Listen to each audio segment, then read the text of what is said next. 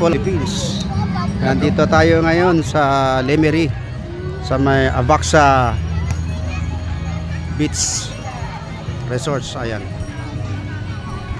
So nag-summer outing ang Philippine Guardians Brotherhood Incorporated sa Pasig City Executive Council.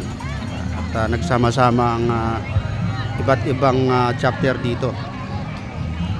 Yan, sa pangunguna namin ni Chairman Ralph Pasagda, Presidente, Founder is Chairman, Founder Bang.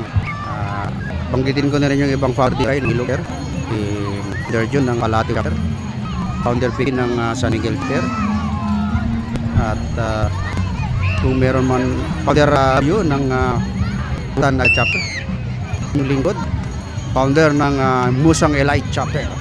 Yan po.